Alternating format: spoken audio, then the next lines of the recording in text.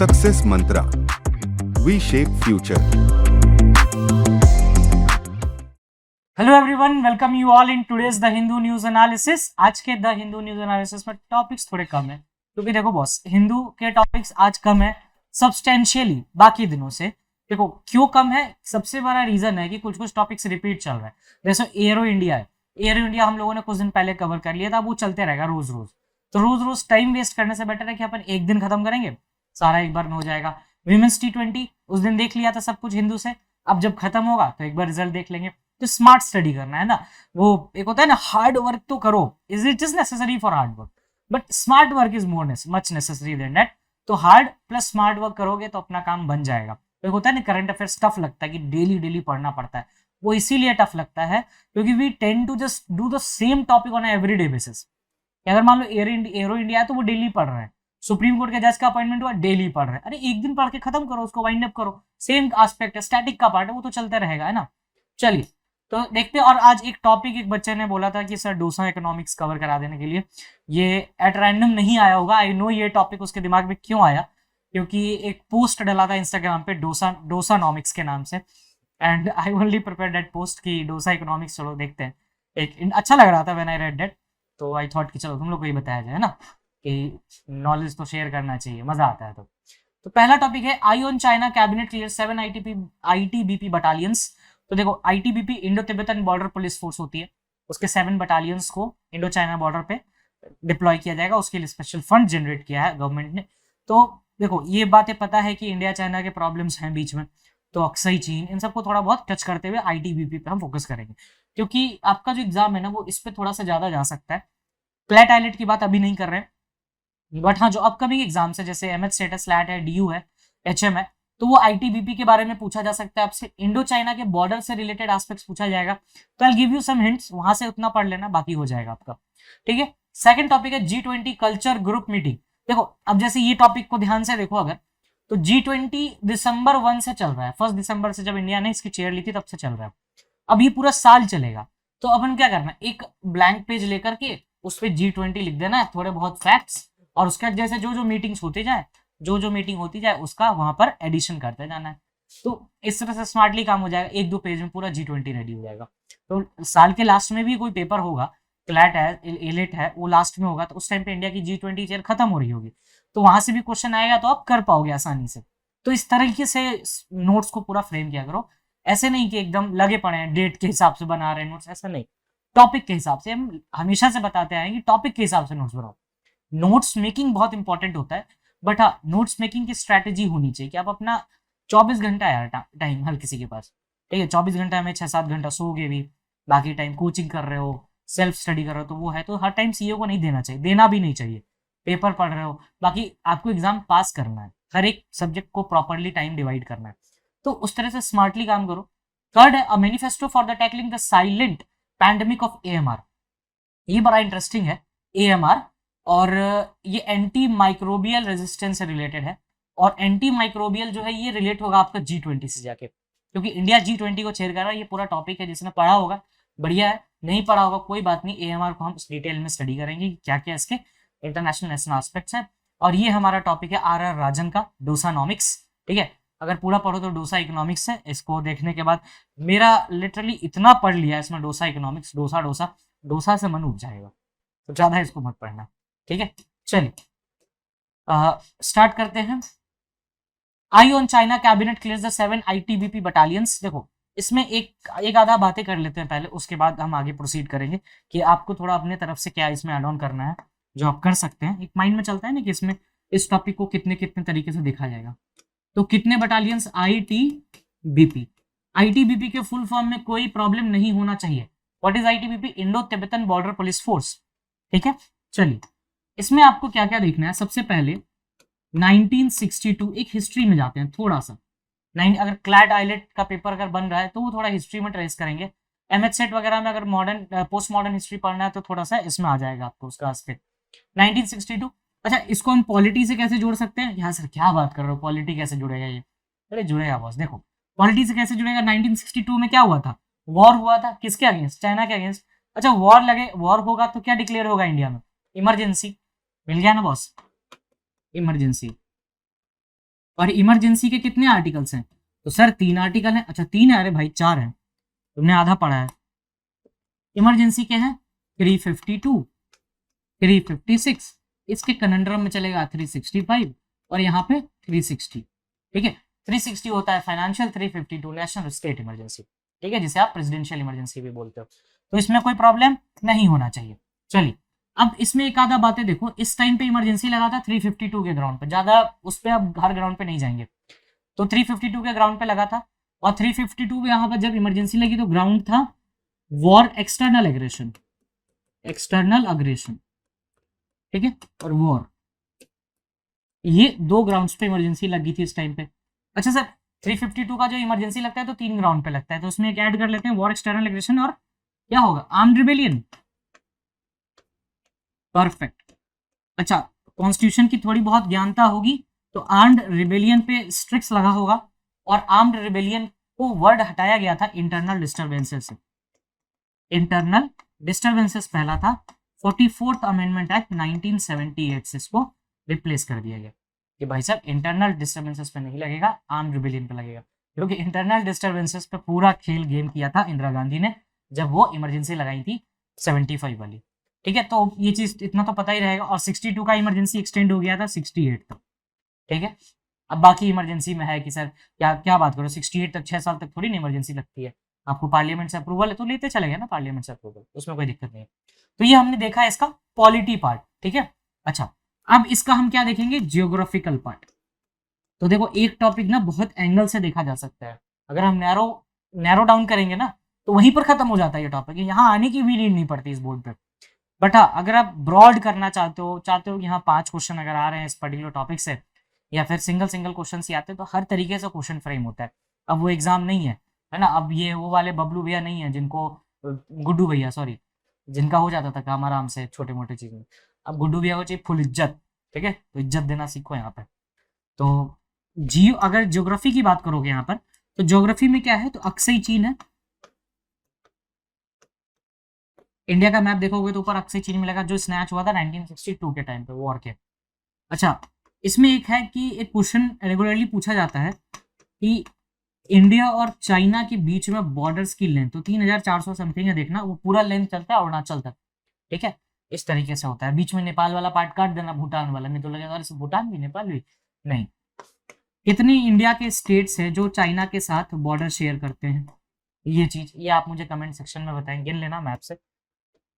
अच्छा एक क्वेश्चन और आता है, अगर मान लो किसी को चुल मचा कि चाइना कितने कंट्रीज के साथ बॉर्डर शेयर करता है, तो इंडिया है, इधर आ जाओ तो आपका पाकिस्तान है, तुर्कमेनिस्तान है ऊपर में। ठीक है, और फिर इधर आ जाओ तो मंगोलिया है, फिर इधर आ जाओ भूटान है, नेपाल है, ये ऐसे ऐसे 5-6 कंट्रीज हैं जिसके साथ वो बॉर्डर शेयर करता है। तो ज्योग्राफिकल एस्पेक्ट देख लिया, पॉलिटिकल एस्पेक्ट देख लिया। अब इसमें किसी भी तरह का प्रॉब्लम नहीं होना चाहिए। हो रहा है तो एक बार रिवाइंड करो और उसके बाद कमेंट सेक्शन में पूछ लेना, नहीं तो मैसेज करो। ठीक है, I surely try to address your doubts. अब आते हैं करंट अफेयर्स पे, ये तो हम लोगों ने इसका बैकग्राउंड देख लिया। करंट अफेयर्स में आते हैं तो इन्होंने 48,000 करोड़ का बजट दिया है कि अरुणाचल प्रदेश में डिप्लॉयमेंट होगा। ये याद रखना, ये चीज न तो लिख के चले आना कि पूरा इंडिया चाइना के बीच में जितने भी बॉर्डर है सब पे नहीं, सब पे नहीं कर रहे, इतना भी नीड नहीं, अरुणाचल में कर रहे। अच्छा एक रीजन और है अरुणाचल में करने का अभी के टाइम पे, कि देखो जब जब इंडिया में नॉर्थ ईस्ट में इलेक्शंस होते हैं ना तो इंसर्जेंसीज वगैरह का चांसेस रहते हैं वहां पे। तो अभी इलेक्शंस कहाँ हो रहे हैं, नॉर्थ ईस्ट में, ये त्रिपुरा वाला।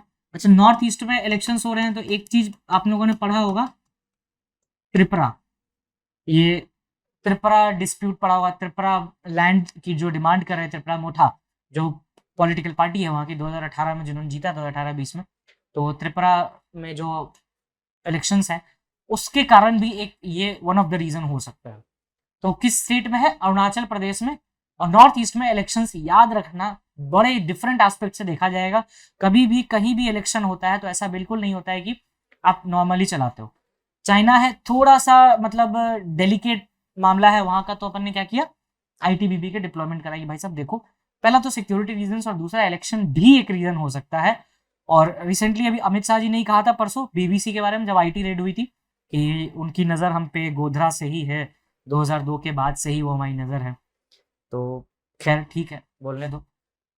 तो इसमें क्या है, sanction under the vibrant village programme. Programme का नाम क्या है, vibrant village programme to stop migration and boost tourism in the border villages. Migration stop करना और टूरिज्म बूस्ट करना, ये दो रीजन है।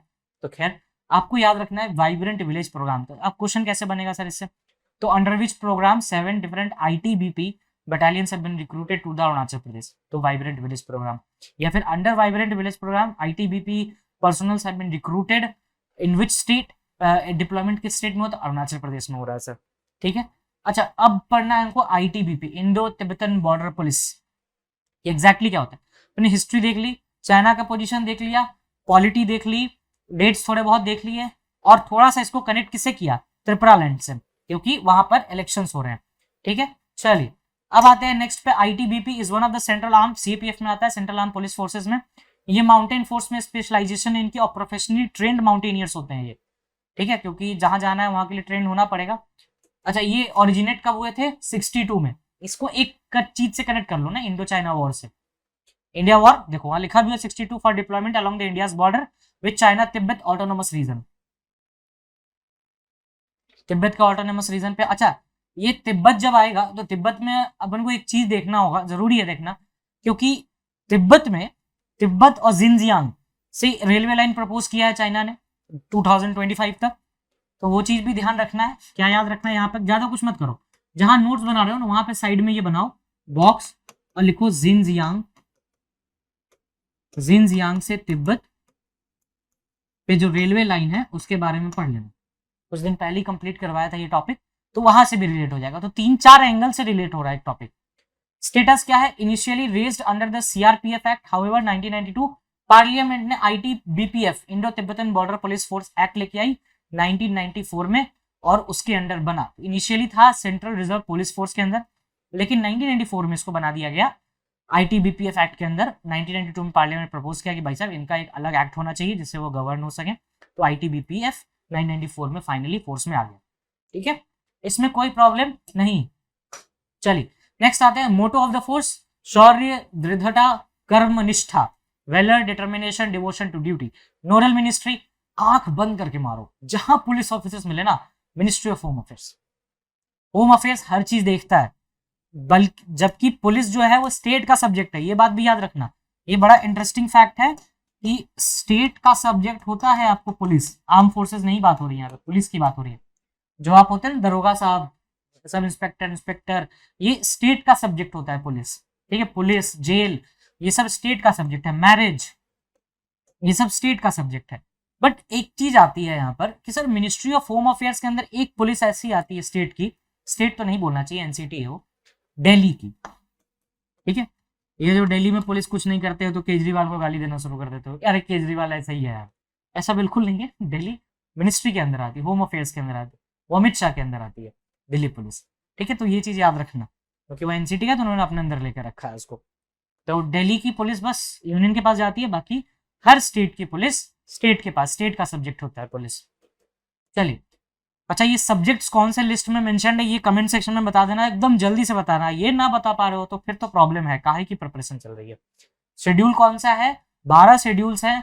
शेड्यूल्स में कंफ्यूजन मत करना, क्योंकि कुछ आधे शेड्यूल्स ही पूछे जाते हैं एग्जाम में, ज्यादा नहीं पूछा जाता। तो किस शेड्यूल में ये सब्जेक्ट मेंशन है ये कमेंट सेक्शन में जरूर बताना।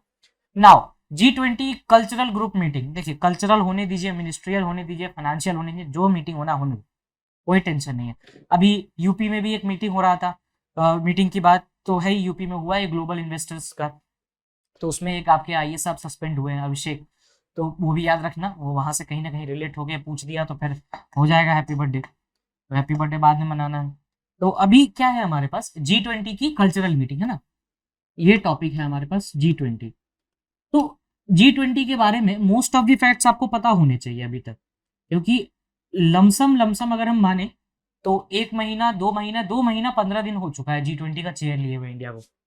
G20 में टोटल कंट्रीज हैं 19 प्लस 1, ये 1 जो है वो यूरोपियन यूनियन है।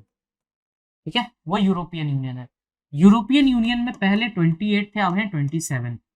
ब्रेक्जिट के बाद, ब्रिटेन का जब एग्जिट हुआ तो 27 हुए। तो 19 प्लस 27 कितने होते हैं, इतना तो मैथ्स है,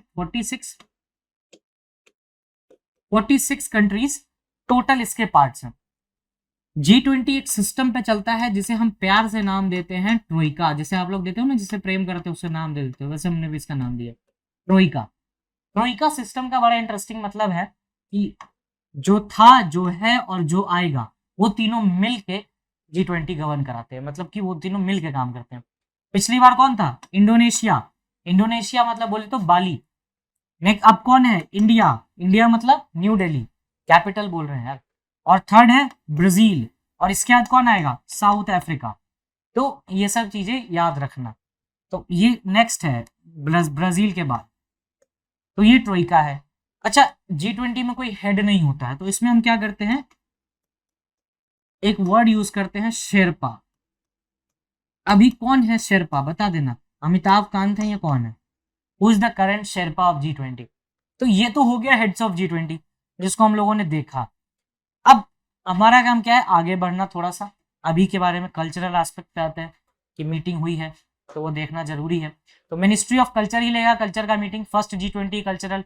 अब ये कहाँ हुआ है? खजुराहो, मध्य प्रदेश में। तो आपको क्या पढ़ना होगा? खजुराहो। ठीक है, ये हटा दो, ये डेट्स हटा दो, इतना मत पढ़ो। अच्छा, G20 की थीम याद रखना, वन अर्थ वन फैमिली वाला। ठीक है, चलिए। The working group will have 4 meetings and they will held in Khajuraho, Bhubaneswar, Hampi. 3 जगह होगा, खजुराहो, भुवनेश्वर और हम्पी। ठीक है।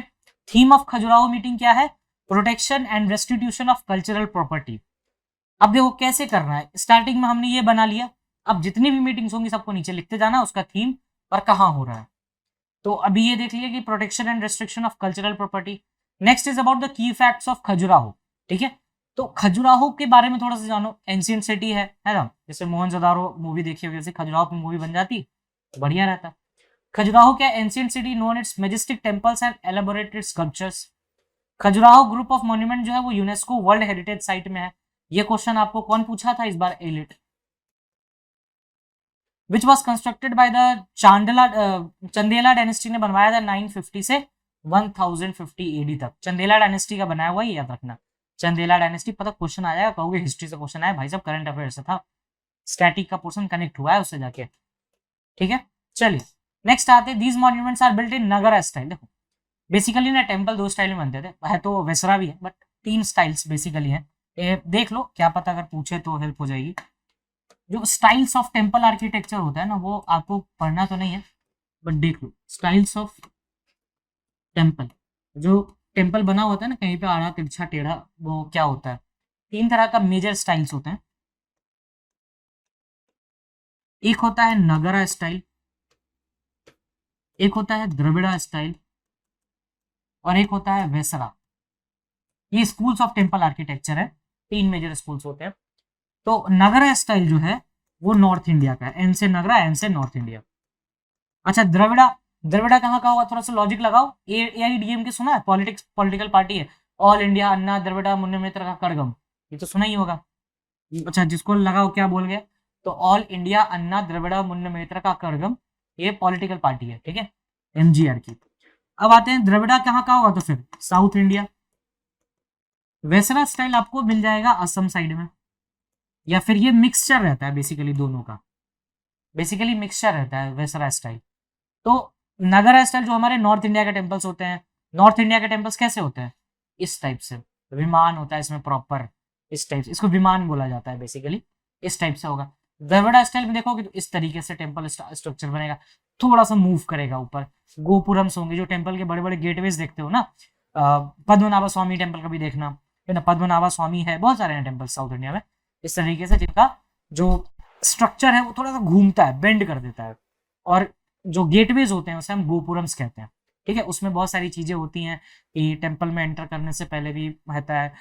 कल्याण मंडपम होते हैं, कल्याण मंडपम जहाँ शादी कराई जाती है, कल्याण होता है जहाँ पे लोगों का क्या ही कल्याण होगा, वो तो शादी वाले बताएंगे कि कल्याण होता है, क्या कल्याण होता है। ठीक है, तो वैसे मंडप्स होते हैं वहां पास, ये याद रखना, एक बेसिक इंफॉर्मेशन रखो ताकि क्वेश्चन आए तो कर सको।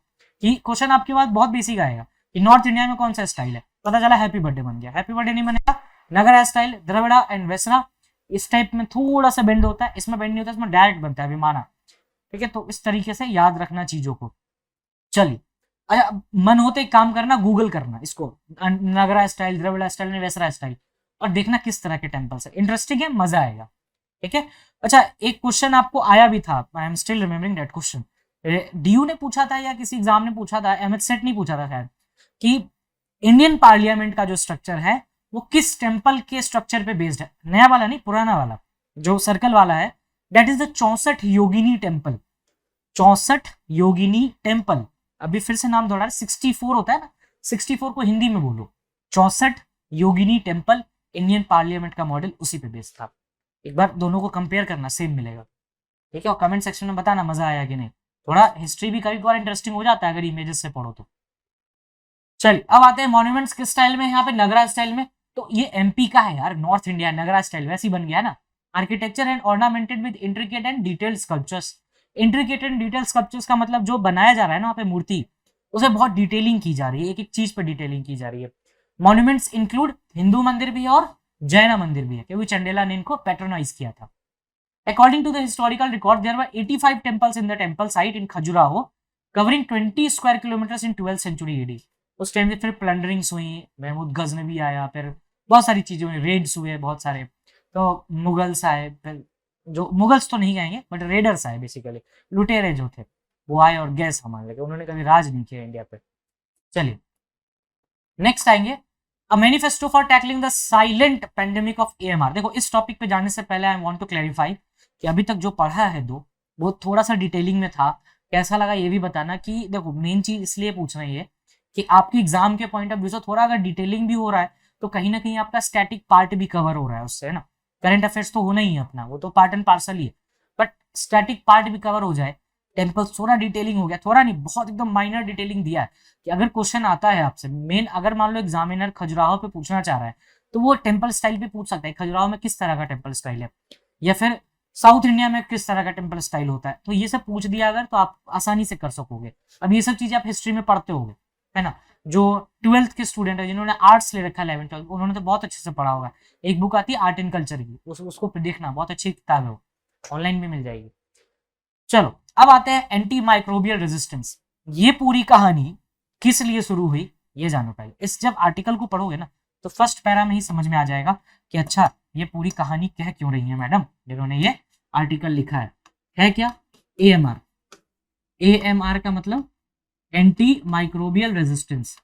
इसका सबसे बड़ा रीजन है G20। इंडिया इस बार G20 को हेड कर रहा है। जो भी कंट्री G20 हेड करता है, हमारा थीम क्या है, वन अर्थ वन फैमिली वाला थीम है। तो इसका मतलब ये होता है कि आप एक ओवरऑल की बात करते हो। ओवरऑल मतलब आप हेल्थ पे भी बात करोगे, पेन क्यों नहीं चेंज हो रहा, आप ओवरऑल की बात करोगे तो आप हेल्थ की भी बात करोगे, यहाँ पे आप इकोनॉमिक्स की भी बात करोगे, इकोनॉमिक्स मतलब खर्चा पानी, ठीक है, इकोनॉमिक्स की भी बात करोगे, आप जियोग्राफी की बात करोगे, आप साइट्स की भी बात करोगे, आप नेशनल पार्क्स की भी बात करोगे, आप ओवरऑल एनवायरनमेंट की भी बात करोगे, ठीक है, आप टूरिज्म की भी बात करोगे, आप मेजरली सिक्योरिटी पे भी बात करोगे। अब सिक्योरिटी दोनों होगा, ऑनलाइन सिक्योरिटी भी आएगा सर, ऑनलाइन सिक्योरिटी बोले तो एआई हो जाएगा, प्लस डेटा थेफ्ट वगैरह जो होता है उससे रिलेटेड भी है, बहुत सारी चीजें। तो G20 का मतलब ये नहीं होता है कि मिनिस्ट्री मीटिंग कर ली, जो इतनी मीटिंग्स होती है, कल्चरल मीटिंग्स कहाँ पे आएगा। जब ये साइट देखोगे तो कल्चरल मीटिंग कहीं ना कहीं साइट्स में इंक्लूड होगा कि नहीं बॉस, ईमानदारी से एकदम। टूरिज्म में भी आएगा, सिक्योरिटी में भी आएगा। सिक्योरिटी में क्या चीज आएंगी, सिक्योरिटी में पुलिस फोर्सेज हो गई, यूएन पीस कीपिंग फोर्स हो गया, तो ये सब चीजें हैं। तो ये पूरी बात है। तो इसमें एक हेल्थ की जब बात आती है तो ये कहा जा रहा है कि आने वाला पैंडेमिक आपको एएमआर पे हो सकता है। तो आने वाला पैंडेमिक मतलब बोले तो सर एएमआर मतलब anti microbial disease. Microbial disease के अगेंस्ट लड़ने का इंडिया के पास क्या, वर्ल्ड के पास मैकेनिज्म कम। तो हमें ये चीज ध्यान रखना है कि एएमआर के अगेंस्ट जो है हम पूरा एक अपना मैकेनिज्म चलाएं और उसको कैसे टैकल किया जा सकता है, कैसे हम आगे उसके लिए काम कर सकते हैं, कैसे वर्ल्ड ऑर्डर आकर के एक साथ काम कर सकता है ओवरऑल की बात करें तो एंटी माइक्रोबियल कौन होते हैं, जिसमें एंटीबायोटिक्स भी होगा, एंटीवायरल होगा, एंटी फंगल होगा और एंटी पैरासाइटिक होगा। सारे मतलब पैरासाइट, फंगल, वायरस, बायोटिक सब आ जाएंगे उसमें। Medicine use to prevent and treat infections in humans, animals and plants, तीनों में है। अच्छा ये ट्रांसफरेबल होता है AMR. Anti microbial resistance occurs when bacteria, virus, fungi या फिर parasite over time and no longer responds to medicine making infections harder to treat and increasing the risk of disease spread. क्या होता है जब आपके पास आप कोई एंटीबायोटिक ले रहे हो और वो एक टाइम तक रिस्पॉन्ड करना बंद कर देता है, तो आपकी बॉडी में तो स्टोर हो गया। अब क्या होगा कि वो इन्फेक्शंस को प्रॉब्लम करेगा और हार्डर हो जाएगा ट्रीट करने में, उससे फैलेगी बीमारी। और ये दिख बहुत छोटे स्तर पर रहा है हमें, लेकिन ये लंबा गेम है boss. As a result of drug resistance, antibiotics and other antimicrobial medicines become ineffective and infection become increasingly difficult to impossible to treat. एक किसी भी चीज का ना एक वाटर पॉइंट होता है, एक ब्रेकिंग पॉइंट होता है, जैसे सब्र का बांध टूट गया, इसका भी बांध है, टूट जाएगा तो उसका काम करना बंद कर देगा।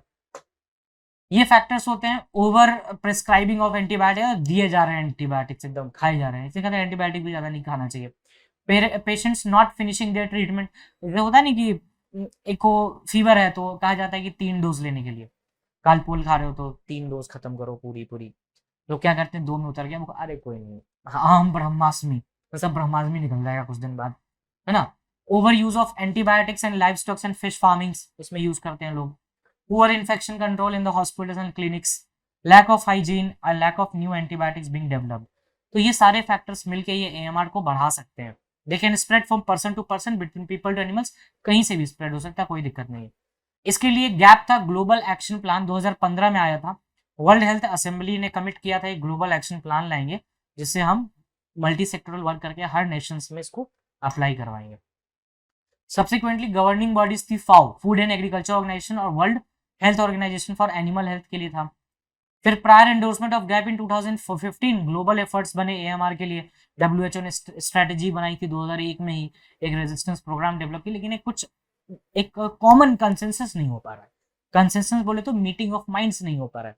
अब मीटिंग ऑफ माइंड्स नहीं हो पा रहा है तो क्या होगी, ये जैसे G20 मीटिंग हो गई, आसियान के मीटिंग्स हो गए, या फिर किसी चीज की भी मीटिंग हो रही है, तो हम ये करेंगे कि भाई इसमें हर मुद्दे को उठाया जाए, उसमें से एएमआर भी है। तो इसमें गैप कब आया, 2015 में, इससे पहले 2001 में भी किया गया था ये काम। अच्छा, इसमें एक मस्कट मिनिस्ट्रियल मैनिफेस्टो है एएमआर का, मस्कट का, ठीक है। इसमें क्या है कि 2014 में the conferences follow up the 2 earlier high level conferences हुए थे नेदरलैंड्स में, 2019 और 14-19 में। थीम क्या था कॉन्फ्रेंस का, from policy to one health action. इसके 3 ग्लोबल टारगेट्स थे इन्होंने, जो प्रिंसिपल टारगेट्स माने जाते हैं। पहला है टोटल अमाउंट ऑफ एंटीबायोक्रोबियल को हम रिड्यूस करेंगे एग्रीकल्चरल फूड्स में, प्रिजर्व करेंगे क्रिटिकली इंपॉर्टेंट माइक्रोबियल्स को ताकि हम उसे आगे यूज करें, इंश्योर करेंगे कि groups antibiotics to represent at least 60% of overall antibiotic consumption in humans, ठीक है। कंट्री कौन कौन एंडोर्स कर रही है मैनिफेस्टो को, 34 टू 45 कंट्री जो है, जो इस कॉन्फ्रेंस से पार्टिसिपेट की थी, वो कर रहे हैं। अच्छा, एक वर्ल्ड एंटीबायोक्रोबियल अवेयरनेस वीक स्टार्ट हुई थी 2020 में, ठीक है। इस वीक में क्या था कि आपका वर्ल्ड एंटीमाइक्रोबियल अवेयरनेस वीक था, ऐसे ग्लोबल वो चलाता है ना वर्ल्ड हेल्थ ऑर्गेनाइजेशन, जैसे आपको बहुत सारे वीक्स चलाता है ये global health organisation, world health organisation. इसने 1982 से 1992 तक आपको चलाया था, जो एल्डर जो होते हैं लोग उनके लिए 10 साल तक वो वीक चला था। जैसे ईयर ऑफ मिलेट्स है 2023 यूएन का, वैसे डब्ल्यूएचओ का है world antimicrobial awareness week 2020 में स्टार्ट हुआ, और हर साल होता है। 2015 के बाद से वो गैप बना, फिर उन्होंने वीक स्टार्ट किया। और ट्राई पार्टी एग्जीक्यूटिव कमेटी इन्होंने बनाई 18 से 24 नवंबर, ये वीक वाले में। थीम था एंटीबायोटिक्स हैंडल विद केयर, और ये इस साल भी यही थीम था, 2022 का भी थीम यही था। इस साल का मतलब मेरा मतलब होगा 2022। इसमें एक चीज की और मेंशन की गई, glass, that is the global anti microbial resistance and use of surveillance. ये भी 2015 में आया, सारे 2015 में आए, गैप ले लो, ग्लास ले लो, सब 2015 में आए। सबका एम क्या है, एंटी माइक्रोबियल रेजिस्टेंस करना, ठीक है। अब डिफरेंट फैक्टर्स उसको ग्लोबल लेवल पे अचीव करवाना। क्या पता G20 जब कंक्लूड हो रहा होगा तो उसमें इसकी बात भी कर दी जाएगी। जैसे आपका G20 इंडोनेशिया में कंप्लीट हो रहा था, तो हम लोगों ने कार्बन वाली बात कर दी थी ना, तो वैसे ये चीज होगी। GLASS provides a standardised approach for the collection, analysis and interpretation of sharing data. आपको होता है कि इंडिया में कितना है इससे रिलेटेड, पाकिस्तान में कितना है, श्रीलंका में कितना है, नेपाल में कितना है, भूटान में कितना है, मलेशिया में, फिलीपाइंस में, इंडोनेशिया में कितना कितना है, चाइना में कितना है, रशिया में कितना, मंगोलिया में कितना। तो इन सबको इकट्ठा कर लिया सारा डाटा ग्लास के थ्रू। अब ग्लास कब आया, 2015 में आया।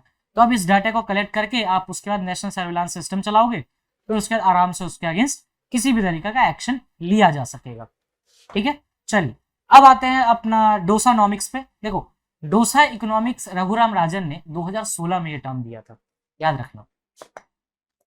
2016 में इन्होंने एक टर्म दिया था, और आर राजन ने एक बुक भी लिखी थी जिसके बिहाफ पे क्वेश्चन पूछा गया था उसी साल, और ये बुक बहुत चली थी। आपने नहीं पढ़ी तो उसमें हम कुछ नहीं कर सकते। एयरपोर्ट्स पे बहुत बिकती थी ये book, I do what I do, ये रघुराम राजन की बुक है, गूगल करना I do what I do. उनकी फोटो भी है, बड़ी मुस्कुराते हुए फोटो है। और ये डोसा इकोनॉमिक्स उन्होंने दिया था।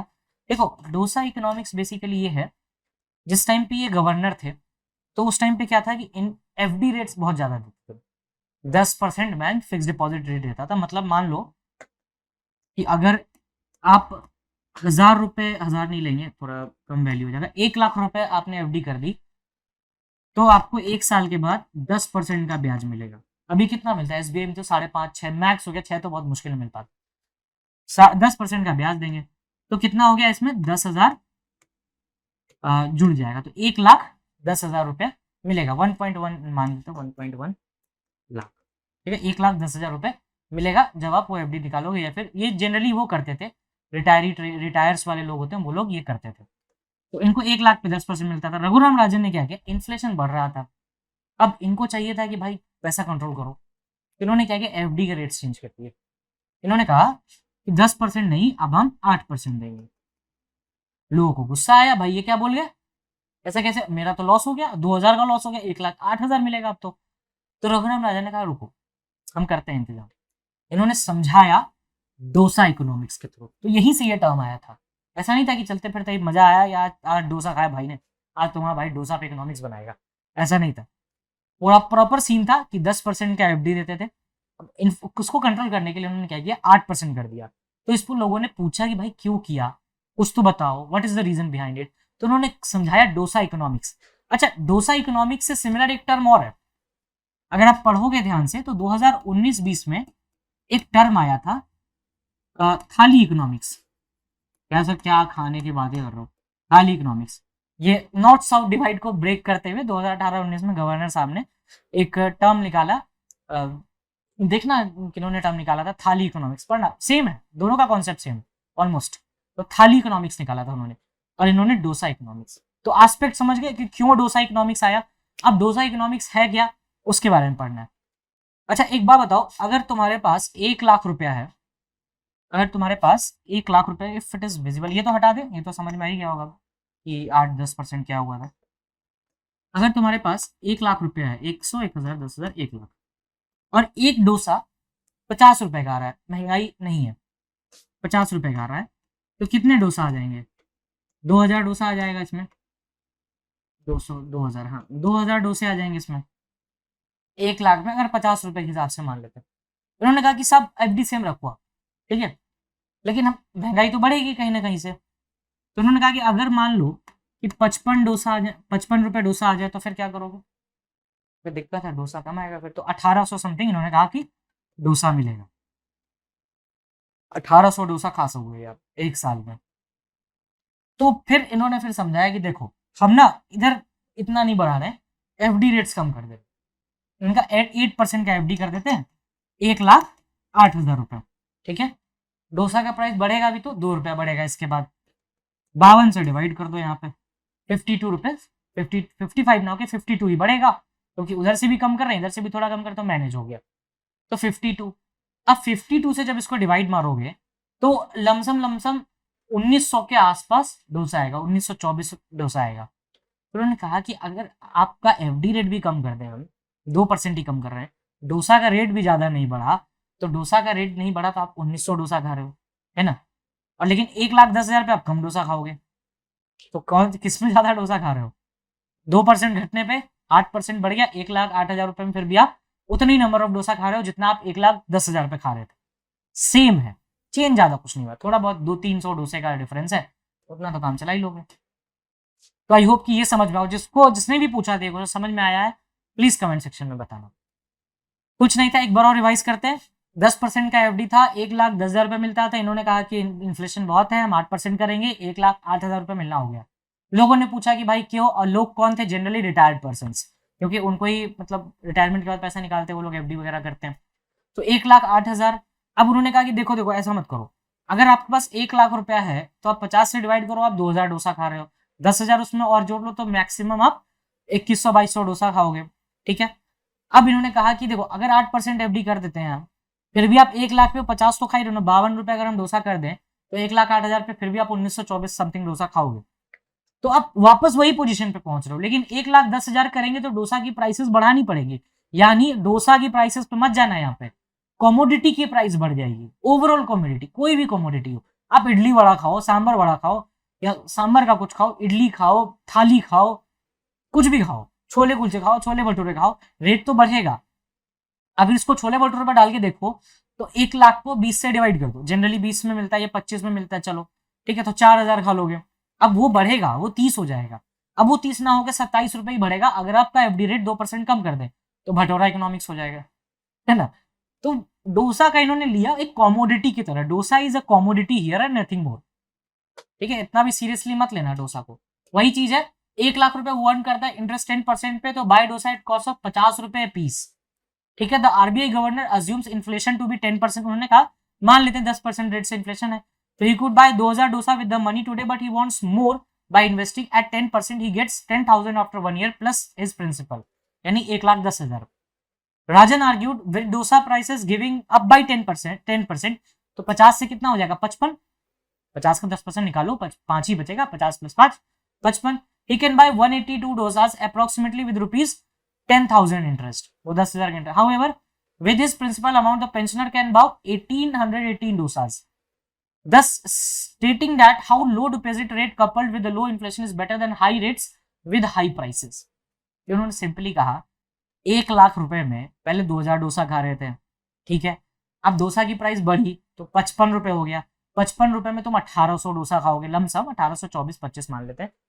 तो कहा कि कब लोग खा रहे हो तुम डोसा की प्राइस बढ़ने पे, पहले सही खा रहे थे, अब बढ़ेगी तो 52 रुपए बढ़ेगी, ज्यादा बढ़ेगी नहीं। इन्फ्लेशन अगर उतना ही बढ़ेगा 10% तो नहीं बढ़ेगी, क्योंकि हम एक जगह से कंट्रोल कर रहे हैं। भटूरे पर डालो इसको, भटूरे पे भी सेम चीज बैठेगा। तो कुछ भी बोलो, डोसा इकोनॉमिक्स बोलो, भटूरा इकोनॉमिक्स बोलो, बस ये नाम फेमस हो गया because he was the governor at that time and he used the concept of dosa as a commodity. कोई भी कॉमोडिटी हो सकती है, आपको चिकन खाना है आप चिकन खाओ, फिश खाना है फिश खाओ, पनीर खाना है पनीर खाओ, बस पनीर इकोनॉमिक्स में डालो उसको। ठीक है, आई होप कि ये क्लियर हुआ होगा। कोई डाउट आए फिर भी तो बताना, और क्लियर हुआ वो भी बताना। ठीक है, लास्ट हमारा टॉपिक है MCLR. MCLR basically the marginal cost of funds based lending rate. MCR versus lending rate पढ़ना है अपन को, इसमें ज्यादा कुछ नहीं है। स्टेट बैंक ऑफ इंडिया ने 15 बेसिस पॉइंट से अपना एमसीएलआर बढ़ा दिया है। ठीक है, marginal cost fund lending rate क्या होता है? एक मिनिमम इंटरेस्ट रेट होता है जिसके नीचे कोई भी बैंक पैसा उधार नहीं देती है, लेंड नहीं करती है मनी। ठीक है, ये बैंक इंटरनली डिसाइड करता है depending upon the loan repayment time. The reserve bank of India introduce MCLR methodology fixing rates on April 1, 2016। Next देखते हैं, it replaced the base rate structure which had been placed in July 2010। The rate is determined internally, पहले देख चुके हैं। MCLR is calculated based on the 4 components: marginal cost of fund, negative carry on account, operating cost और tenor premium। ये आप छोड़ सकते हो completely। What is difference between MCLR और base rate? MCLR is advanced version है base rate का। base rate based होता है average cost पे, एक एवरेज निकाल लिया जाता है, लेकिन MCLR बेस्ड होता है उस पर अभी करंट देख करके। MCLR depends on the repo rates change by the RBI, तो आरबीआई से भी फ्लक्चुएट करता है, आरबीआई हर 4 महीने बाद फ्लक्चुएट करता है अपना रेट। नाउ अब है what not to be missed, India Sri Lanka refugee. देखो रिफ्यूजी के रिलेटेड कोई लॉ नहीं है तो ढूंढने की कोशिश मत करना। इंडिया में रिफ्यूजी पासपोर्ट्स एक्ट के थ्रू गवर्न होता है बस। Taxing windfall profit on oil companies. Windfall profit क्या होता है विंडफॉल प्रॉफिट? जब एकदम से प्रॉफिट हो, ठीक है, कुछ नहीं यार, प्रॉफिट, जैसे अडानी का हुआ था बीच में, it is the windfall profit. तो विंडफॉल प्रॉफिट होगा तो विंडफॉल टैक्स भी लगेगा, बस सिंपल, ज्यादा कुछ नहीं, इसमें पढ़ोगे समझ में आ जाएगा। Now the first question is Roshni act is associated with which state? United J and K है, लैंड से रिलेटेड है। नेक्स्ट है, in January a team discovered 92 dinosaurs, यार इसका नाम तो ऐसे ही याद होता है, टिटानोसोरस। थर्ड है, Helina is a missile which is being developed by DRDO, ये नाग कैटेगरी का आता है। विच एयरलाइन अनाउंस 470, ये तो कल ही किया है, मोदी जी की भी फोटो आई है, एयर इंडिया है भाई साहब। चलिए, so these are the channels on which you can follow us for more like the things like dosa economics or bhatura, whatever you want to say, right? Thank you, that's all from my side.